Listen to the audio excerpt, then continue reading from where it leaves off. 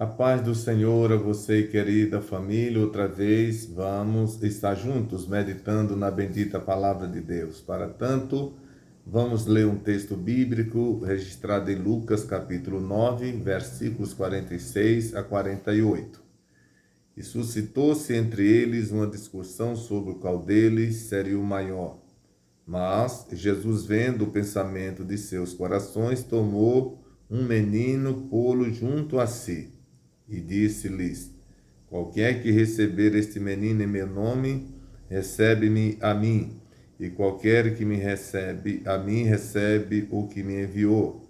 Porque aquele que entre vós todos for o menor, esse mesmo é o grande. Queridos, a minha gratidão outra vez por você estar aqui, outra vez neste canal. Diariamente nós estamos meditando, não é, em um texto bíblico, quando na verdade esses dias nós estamos falando sobre o discipulado cristão e nós estamos naquela fase da maturidade espiritual, que nada mais é do que a idade adulta, isso no sentido literal. E espiritualmente também tem a ver com o crescimento, não é? Com a estabilidade espiritual que o crente vai conseguindo ao passo que ele vai continuando na igreja.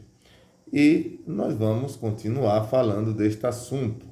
No dia de ontem, a gente terminou o nosso vídeo falando, o último tópico que a gente falou no dia de ontem foi que a criança não entende coisas difíceis. A criança não entende coisas difíceis. Nós estamos fazendo aquele paralelo entre a idade infantil das nossas crianças com o momento espiritual, o princípio, não é, da vida espiritual daqueles que chegam à igreja.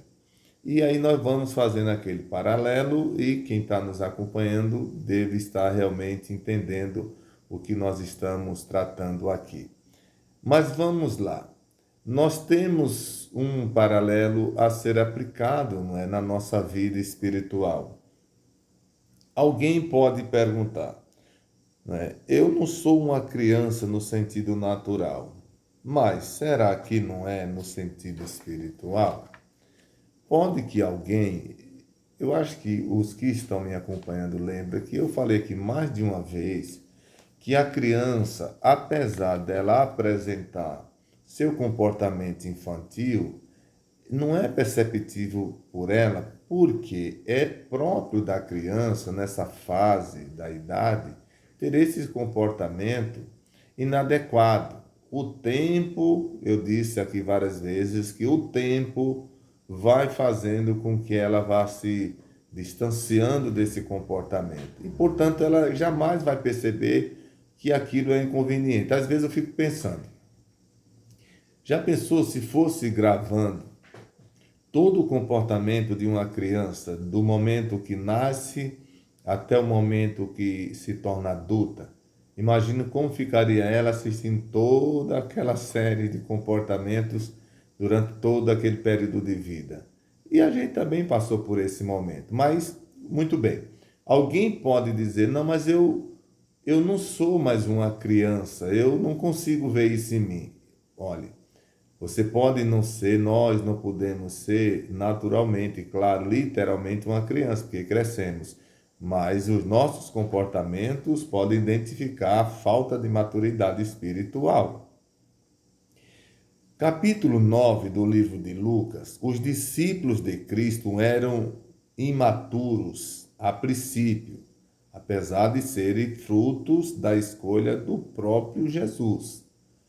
Você vai ler o capítulo 9, nós vamos analisar aqui, do Evangelho de Lucas, você vai ver uma série de comportamentos que Jesus corrigiu dos discípulos e fez com que eles entendessem que não podiam continuar daquela maneira. Todavia, eles foram escolhidos pelo próprio Jesus.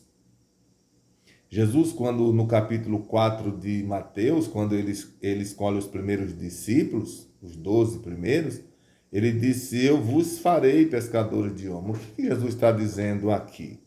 É que ele ia trabalhar a vida dos discípulos. Eu vos farei, é a mesma coisa, eu vou instruir vocês, eu vou trabalhar vocês. Então, é isso. O discipulado, ele existe exatamente para trabalhar a nossa conduta, nosso comportamento, até que a maturidade cristã, ela alcance.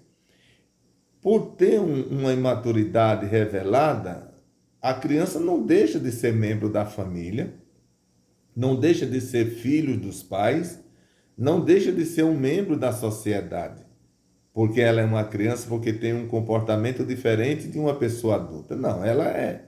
O que tem que se entender é que essa faixa etária da criança é assim mesmo. Portanto, aqueles que já passaram essa faixa etária têm que ajudá-la a alcançar também a maturidade. E na vida espiritual é do mesmo jeito.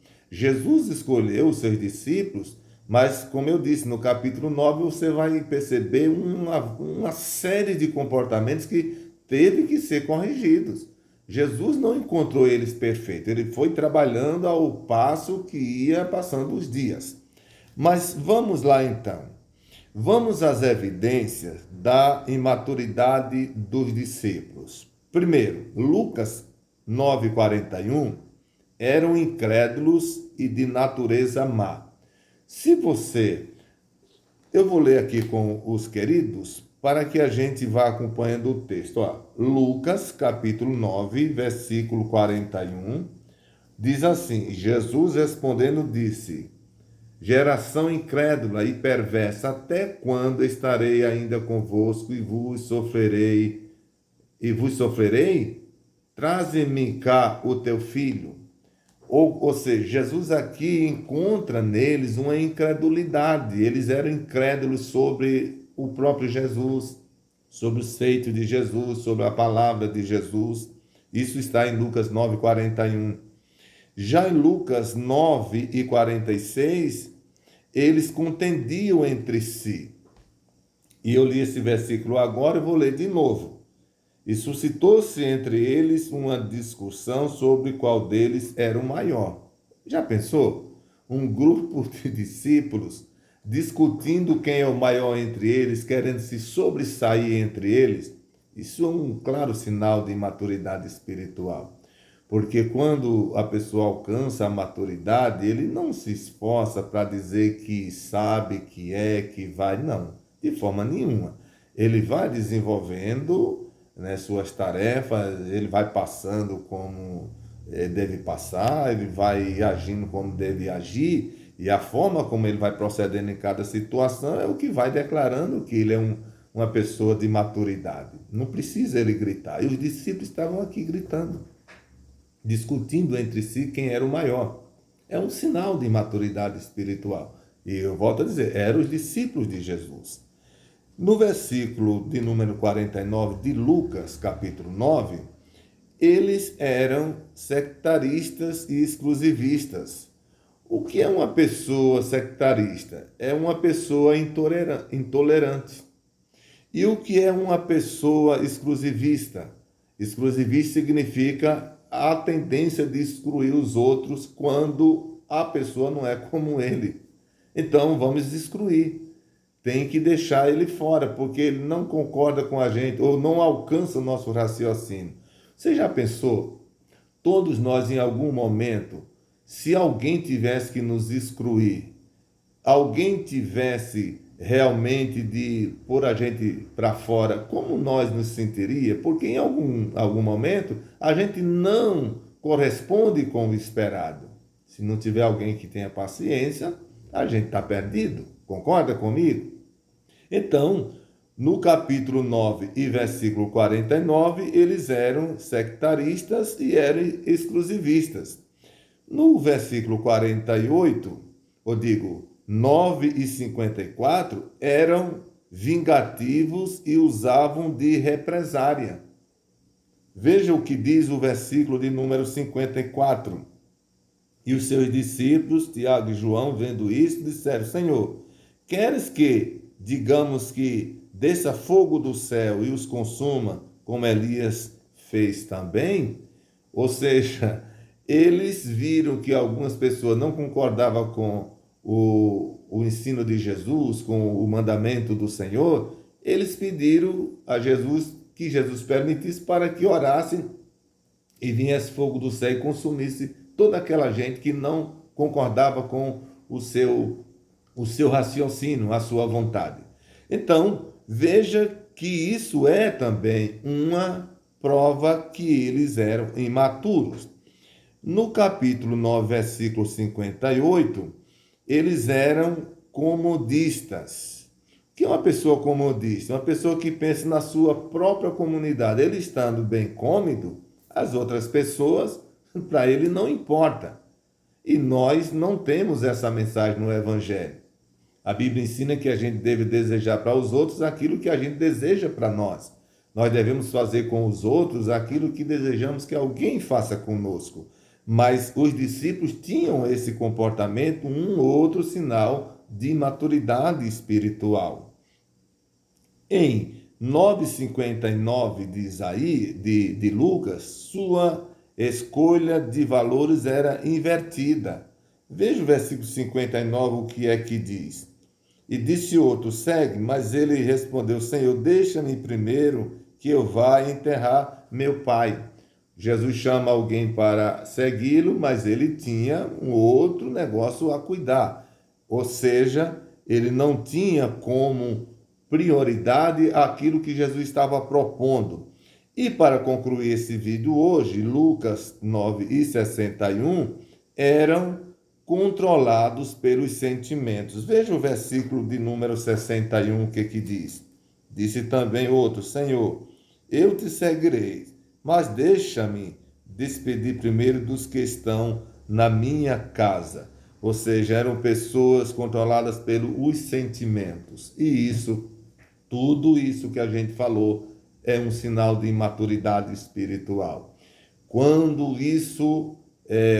a maturidade espiritual ela é alcançada, essas coisas são invertidas na vida da pessoa. Eu digo isso com experiência de vida e acompanhando muitas outras pessoas dentro da igreja. Que Deus abençoe você e família. Amanhã nós vamos voltar ainda, continuando falando sobre a maturidade cristã. Lembre que nós estamos falando dos sinais, das evidências que mostram a imaturidade espiritual na vida daqueles discípulos. Talvez você possa estar nesse quadro, mas Deus pode te ajudar a sair disso e viver a maturidade desejada pelo próprio Deus. Eu vou estar orando neste momento, você pode orar onde você está. Você que está afastado pode voltar para Jesus. Você que nunca foi crente, quer aceitar agora, Ele vai te perdoar onde você estiver. Vamos orar então? Querido Deus e Pai, em cuja presença estamos, outra vez a minha gratidão. Ó Deus, pela noite que passou, sono reparador. Te louvo, Senhor, poder falar a Tua palavra a tantas pessoas que vão estar assistindo este vídeo, estão e ainda hão de assistir. Senhor, nos ajuda a alcançarmos a maturidade espiritual, a nos comportar como a Tua bendita palavra nos ensina. Deus, abençoa agora as famílias em todo este país, em toda a terra, Senhor. Abençoa aqueles que estão levantando na manhã desta segunda-feira para o trabalho. Dá um dia promissor. Os que trabalharam à noite estão voltando para casa, dá-lhes um sono reparador. Abençoa todos os profissionais da nossa nação, as autoridades. Ó Deus, tira toda a maldição de sobre o nosso povo, abençoa o nosso Brasil. Tu tens abençoado a nossa nação, Senhor, de maneira poderosa. Mas Deus, faz com que o nosso Brasil entenda que precisa entregar-se completamente a Ti. Abençoa nossas autoridades espirituais, nossos pastores, a nossa igreja nesta cidade, no Brasil, no mundo, os nossos missionários. Abençoa os órfãos, as viúvas, abençoa os enfermos, Senhor. Os que estão passando por dificuldade, psiquiatra, Senhor, ajuda. Ó Deus, aqueles que estão passando por enfermidade crônica, Senhor, ministra a cura. Deus bendito, consola os corações. Abençoa a todos. Nesta hora, Senhor, nesta manhã, eu te peço por todas as nossas famílias. Em nome de Jesus. Amém. Que Deus abençoe você e a sua querida família. Compartilhe o vídeo, deixe o seu like Inscreva-se no canal e até o próximo, se Deus quiser.